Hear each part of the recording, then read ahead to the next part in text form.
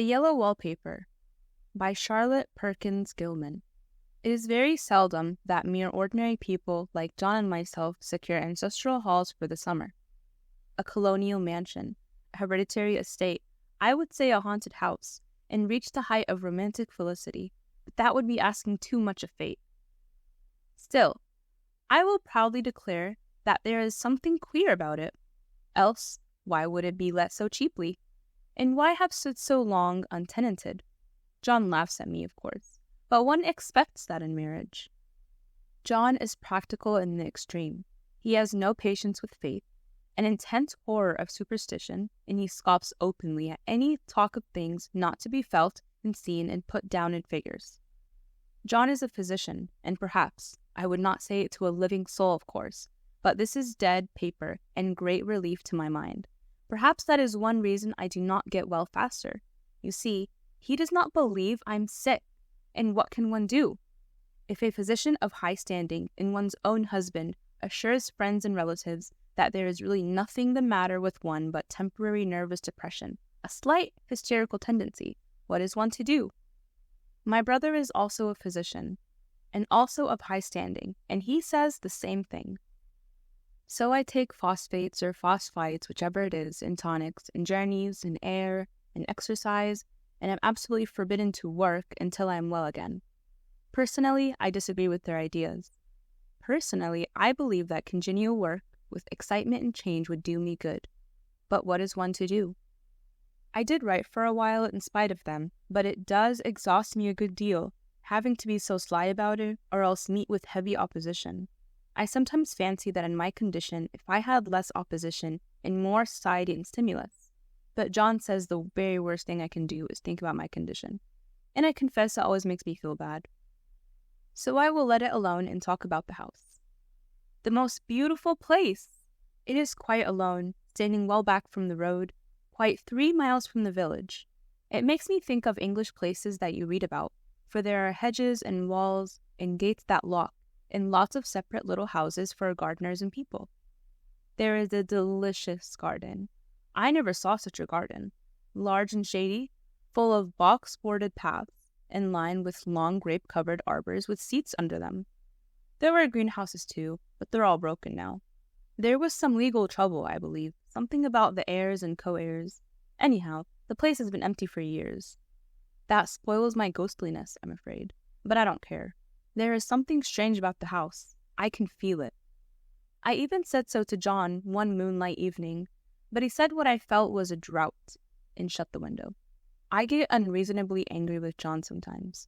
I'm sure I never used to be so sensitive. I think it is due to this nervous condition. But John says if I feel so I shall neglect proper self-control, so I take pains to control myself, before him at least, and that makes me feel very tired. I don't like our room a bit. I wanted one downstairs that opened on the piazza and had roses all over the window and such pretty old-fashioned chintz hangings, but John would not hear of it. He said there was only one window and not room for 2 beds, and no near room if he took another. He is very careful and loving, and hardly lets me stir without special direction. I have a scheduled prescription for each hour in the day. He takes all care from me, and so I feel basically ungrateful not to value it more. He said we came here solely on my account, that I was to have perfect rest and all the air I could get. Your exercise depends on your strength, my dear, said he, and your food somewhat on your appetite, but air you can absorb all the time.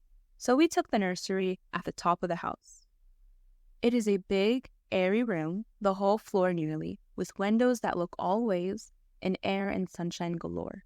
It was nursery first, and then playground and gymnasium, I should judge, for the walls are barred for little children, and there are rings and things in the walls.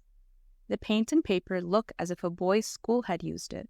It is stripped off, the paper, in great patches all around the head of my bed, about as far as I can reach, and in a great place on the other side of the room low down.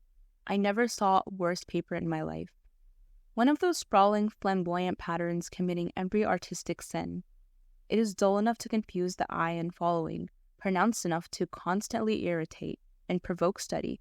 When you follow the lame, uncertain curves for a little distance, you suddenly commit suicide, plunge off at outrageous angles, destroy themselves in unheard-of contradictions. The color is repellent, almost revolting, a smoldering, unclean yellow, strangely faded by the slow-turning sunlight. It is a dull yet lurid orange in some places, a sickly sulfur tint in others. No wonder the children hated it. I should hate it myself if I had to live in this room long. There comes John, and I must put this away. He hates to have me write a word. We have been here 2 weeks, and I haven't felt like writing before since that first day. I'm sitting by the window now, up in this atrocious nursery, and there is nothing to hinder my writing as much as I please, save lack of strength. John is away all day, and even some nights when his cases are serious. I'm glad my case is not serious. But these nervous troubles are dreadfully depressing. John does not know how much I really suffer. He knows there is no reason to suffer, and that satisfies him. Of course it is only nervousness. It does weigh on me, so not to do my duty in any way. I meant to be such a help to John, such a real rest and comfort, and here I am, a comparative burden already. Nobody would believe what an effort it is to do what little I am able, to dress and entertain and order things. It is fortunate Mary is so good with the baby, such a dear baby, and yet I cannot be with him. It makes me so nervous. I suppose John was never nervous in his life.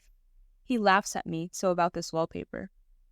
At first he meant to repaper the room, but afterwards he said that I was letting it get the better of me, and that nothing was worse for a nervous patient than to give way to such fancies. He said that after the wallpaper was changed, it would be the heavy bedstead, and then the barred windows, and then that gate at the head of the stairs, and so on. You know the place is doing you good, he said. And really, dear, I don't care to renovate the house just for a 3 months rental. Then do let us go downstairs, I said. There are such pretty rooms there. Then he took me in his arms and called me a blessed little goose, and he said he would go down cellar, if I wished, and have it whitewashed into the bargain. But he is right enough about the beds and windows and things. It is as airy and comfortable a room as any one need wish, and, of course, I would not be so silly as to make him uncomfortable just for a whim. I'm really getting quite fond of a big room, all but that horrid paper. One of window I can see the garden, those mysterious deep-shaded arbors, the retinous old-fashioned flowers and bushes and gnarly trees. Out of another I get a lovely view of the bay and a little private wharf belonging to the estate. There is a beautiful shaded lane that runs down there from the house. I always fancy I see people walking in these numerous paths and arbors, but John has cautioned me not to give way to fancy in the least.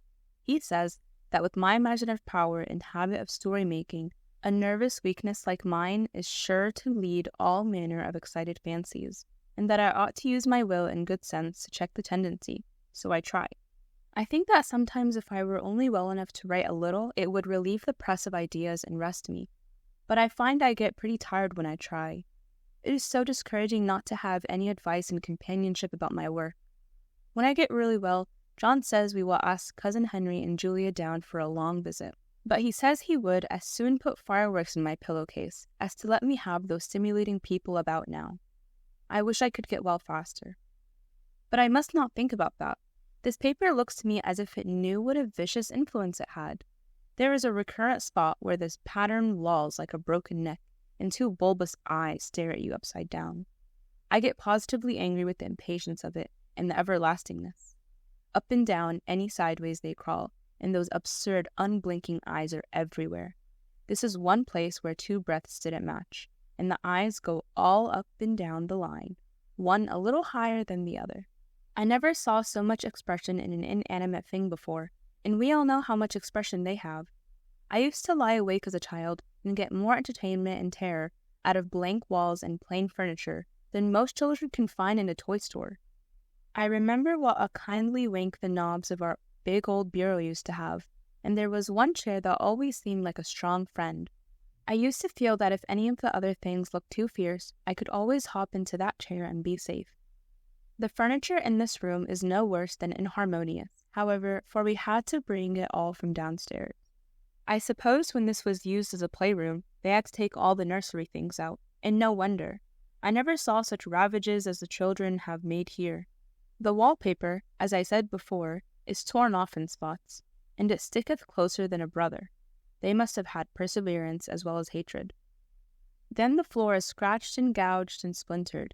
The plaster itself is dug out here and there, and this great heavy bed, which is all we found in the room, looks as if it had been through the wars. But I don't mind it a bit, only the paper. There comes John's sister. Such a dear girl she is, and so careful of me. I must not let her find me writing. She is a perfect and enthusiastic housekeeper, and hopes for no better profession. I verily believe she thinks it is the writing that made me sick. But I can write when she is out, and see her a long way off from these windows. There is one that commands the road, a lovely, shaded, winding road, and one that looks far off over the country, a lovely country too, full of great elms and velvet meadows. This wallpaper has a kind of sub-pattern in a different shade, a particularly irritating one, for you can only see it in certain lights, and not clearly then.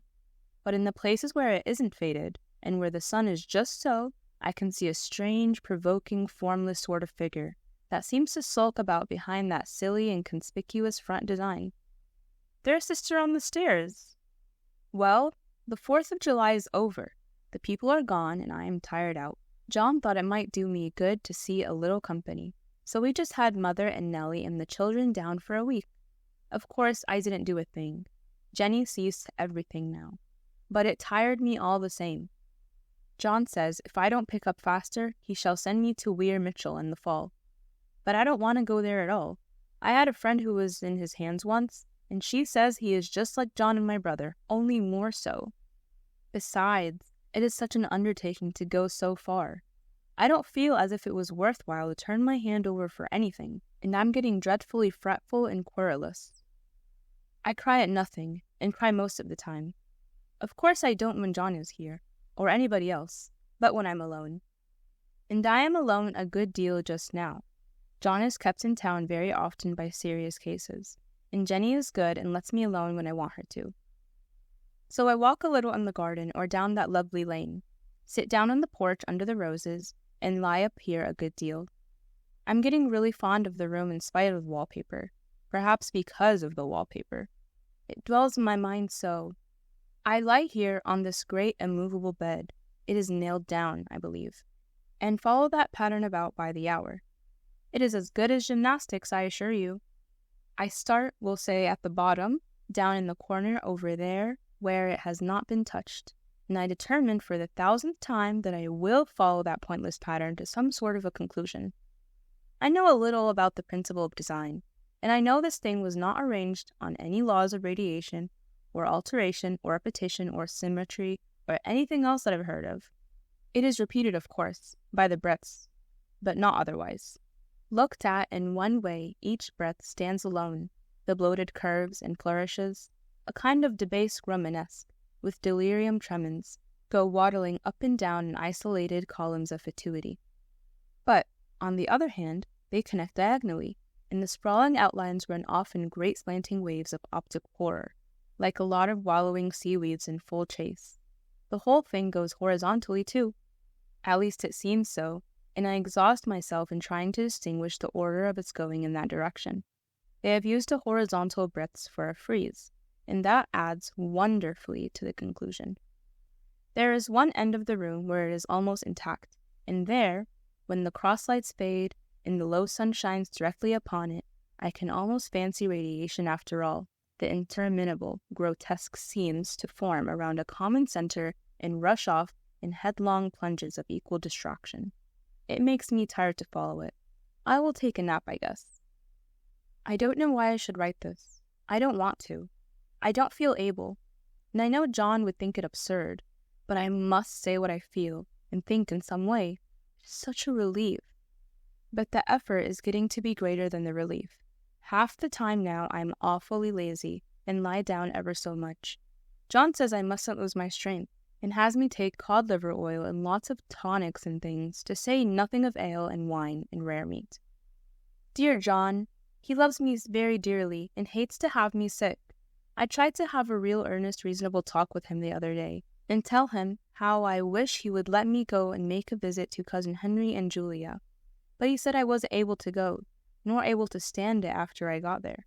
and I did not make out a very good case for myself, for I was crying before I had finished.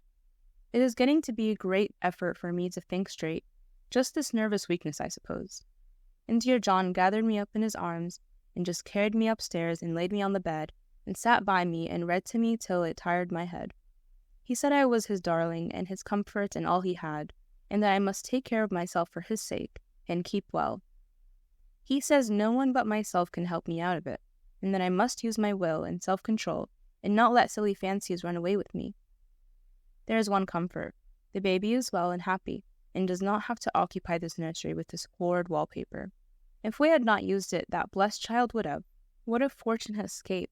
Why, I wouldn't have a child of mine, an impressionable little thing, live in such a room for worlds.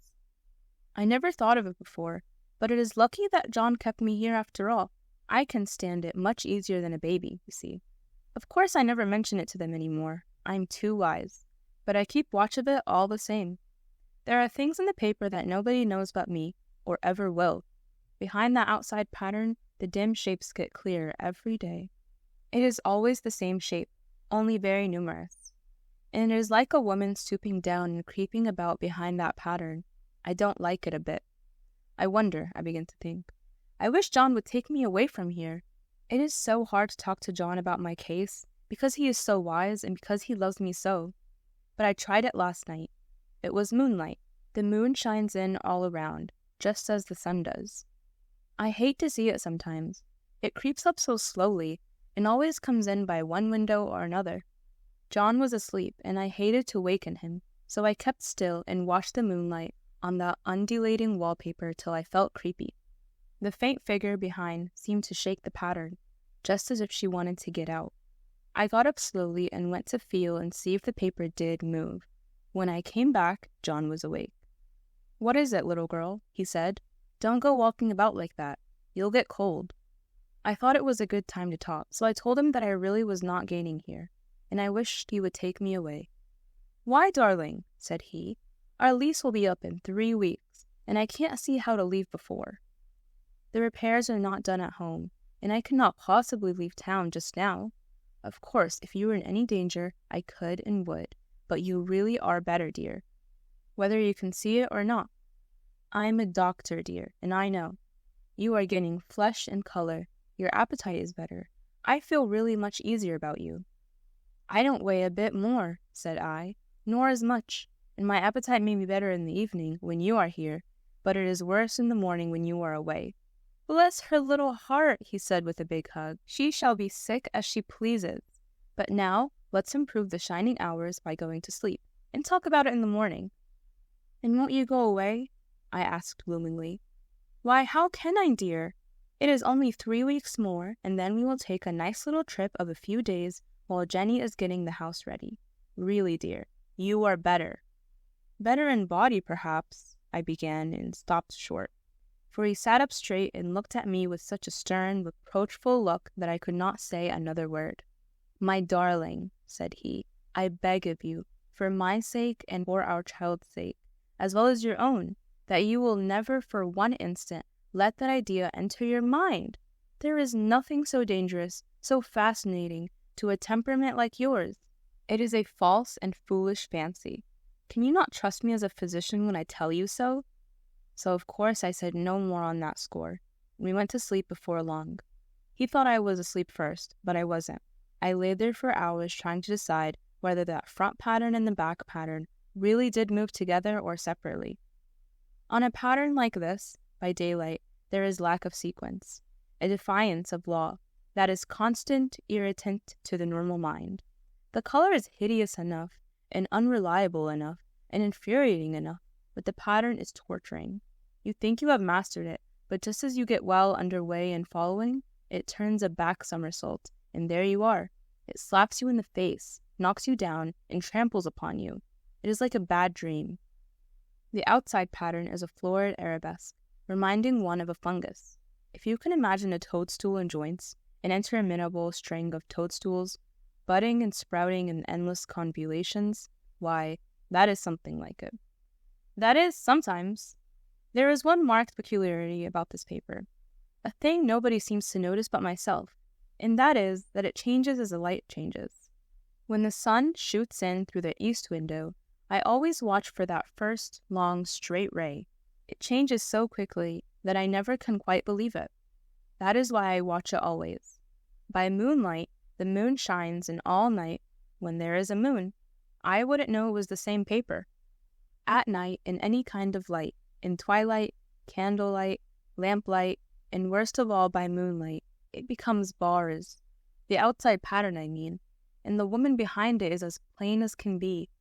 I didn't realize for a long time what the thing was that showed behind, that dim sub-pattern, but now I'm quite sure it is a woman.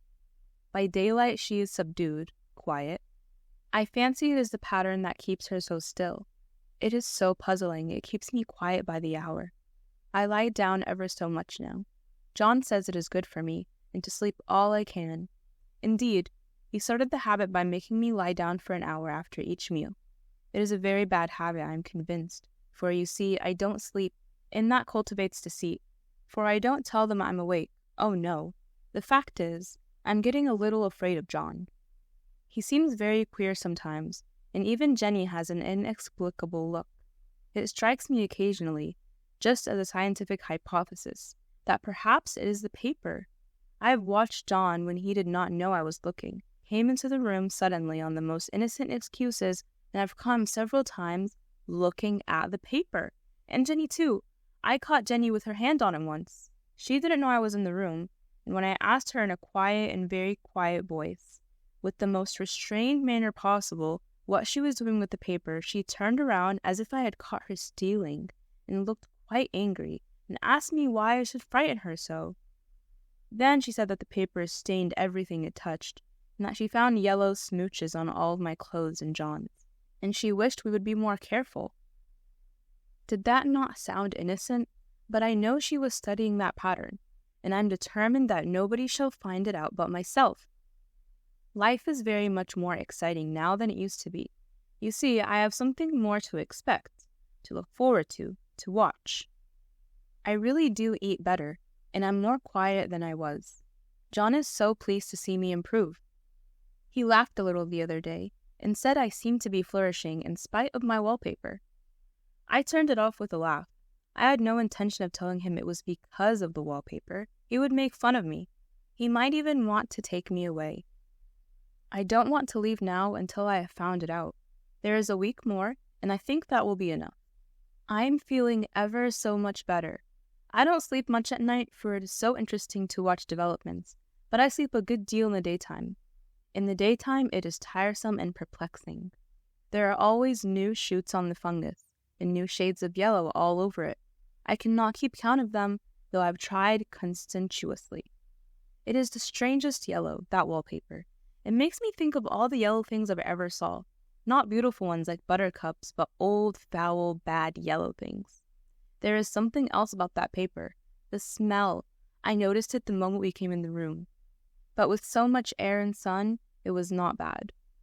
Now we have had a week of fog and rain, and whether the windows are open or not, the smell is here. It creeps all over the house. I find it hovering in the dining room, skulking in the parlor, hiding in the hall, lying in wait for me on the stairs. It gets into my hair. Even when I go to ride, if I turn my head suddenly and surprise it, there is that smell. Such a peculiar odor, too. I've spent hours in trying to analyze it, to find what it smelled like. It is not bad, at first, and very gentle, but quite the subtlest, most enduring odor I've ever met. In this damp weather, it is awful. I wake up in the night and find it hanging over me. It used to disturb me at first. I thought seriously of burning the house to reach the smell. But now I'm used to it. The only thing I can think of is that it is like the color of paper, a yellow smell. There is a very funny mark on this wall, low down near the mopboard, a streak that runs around the room. It goes behind every piece of furniture except the bed, a long, straight, even smooch, as if it had been rubbed over and over. I wonder how it was done, and who did it, and what they did it for. Round and round and round, round and round and round. It makes me dizzy. I really have discovered something at last. Through watching so much at night, when it changes so, I finally found it out. The front pattern does move, and no wonder. The woman behind shakes it. Sometimes I think there are a great many women behind, and sometimes only one, and she crawls around fast, and her crawling shakes it all over. Then, in the very bright spots, she keeps still. In the very shady spots, she just takes hold of the bars and shakes them hard. She is all the time trying to climb through, but nobody could climb through the pattern. It strangles so. I think that is why it has so many heads. They get through, and the pattern strangles them off and turns them upside down, and makes their eyes white. If those heads were covered or taken off, it would not be half so bad. I think that woman gets out in the daytime, and I'll tell you why, privately. I've seen her. I can see her out of every one of my windows. It is the same woman, I know, for she is always creeping, and most women do not creep by daylight. I see her on that long shaded lane, creeping up and down. I see her in those dark grape arbors, creeping all around the garden. I see her on that long road under the trees, creeping along, and when a carriage comes, she hides under the blackberry vines. I don't blame her a bit. It must be very humiliating to be caught creeping by daylight. I always lock the door when I creep by daylight. I can't do it at night, for I know John would suspect something at once. And John is so queer now, I don't want to irritate him. I wish he would take another room. Besides, I don't want anybody to get that woman out at night but myself. I often wonder if I could see her out of all the windows at once. But, turn fast as I can only see her out of one at a time. And though I always see her, she may be able to creep faster than I can turn. I have watched her sometimes away off in the open country, creeping as fast as a cloud shadow in a high wind. If only that top pattern could be gotten off from under one. I mean to try it, little by little. I have found out another funny thing, but I shan't tell it this time. It does not do to trust people too much. There are only 2 more days to get this paper off, and I believe John is beginning to notice. I don't like the look in his eyes. I've heard him ask Jenny a lot of professional questions about me. She had a very good report to give. She said I slept a good deal in the daytime. John knows I don't sleep very well at night, for I'm so quiet. He asked me all sorts of questions too, and pretended to be very loving and kind, as if I couldn't see through him. Still, I don't wonder he acts so, sleeping under this paper for 3 months. It only interests me, but I feel sure John and Jenny are secretly affected by it. Hurrah! This is the last day, but it is enough. John is to stay in town overnight, and won't be out until this evening. Jenny wanted to sleep with me, the sly thing, but I told her I should undoubtedly rest better for a night all alone. That was clever, for really I wasn't alone a bit. As soon as it was moonlight, and that poor thing began to crawl and shake the pattern, I got up and ran to help her. I pulled, and she shook. I shook, and she pulled, and before morning, we had pulled off yards of that paper, a strip about as high as my head and half around the room. And then when the sun came and that awful pattern began to laugh at me, I declared I would finish it today. We go away tomorrow, and they are moving all my furniture down again to leave things as they were before. Jenny looked at the wall in amazement, but I told her merrily that I did it out of pure spite at that vicious thing. She laughed and said she wouldn't mind doing it herself, but I must not get tired. How she betrayed herself that time! But I am here, and no person touches this paper but me, not alive. She tried to get me out of the room.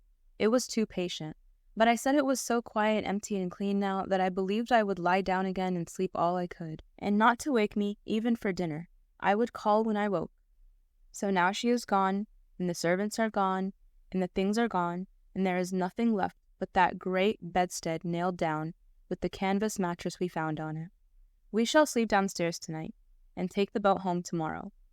I quite enjoy the room, now it is bare again. How those children did tear about here. This bedstead is fairly gnawed, but I must get to work. I have locked the door and thrown the key down into the front path. I don't want to go out, and I don't want to have anybody come in till John comes. I want to astonish him. I've got a rope up here that even Jenny did not find. If that woman does get out and tries to get away, I can tie her.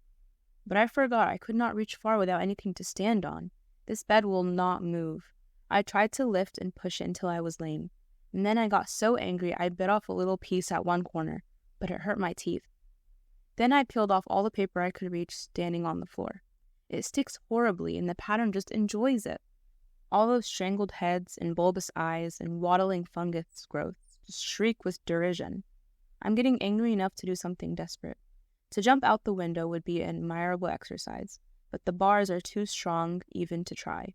Besides, I wouldn't do it. Of course not. I know well enough that a step like that is improper and might be misconstrued. I don't like to look out of the windows even. There are so many of those creeping women and they creep so fast. I wonder if they all came out of that wallpaper as I did. But I am securely fastened now by my well-hidden rope. You don't get me out in the road there. I suppose I shall have to get back behind the pattern when it comes night, and that is hard. It is so pleasant to be out in this great room and creep around as I please. I don't want to go outside. I won't, even if Jenny asks me to. For outside you have to creep on the ground, and everything is green instead of yellow. But here, I can creep smoothly on the floor, and my shoulder just fits in that long smooch around the wall, so I cannot lose my way. Why, there's John at the door. It is no use, young man. You can't open it. How he does call and pound. Now he's crying for an axe. It would be a shame to break down that beautiful door. John, dear, said I in the gentlest voice, the key is down by the front steps, under a plantain leaf. That silenced him for a few moments. Then he said, very quietly indeed, Open the door, my darling. I can't, said I. The key is down by the front door, under a plantain leaf. And then I said it again, several times, very gently and slowly, and said it so often that he had to go see, and he got it, of course, and came in. He stopped short by the door. What is the matter? He cried. For God's sake, what are you doing? I kept on creeping just the same, but I looked at him over my shoulder. I've got out at last, said I, in spite of you and Jane, and I've pulled off most of the paper, so you can't put me back. Now why would that man have fainted? But he did, and right across my path by the wall, so that I have to creep over him every time. The end.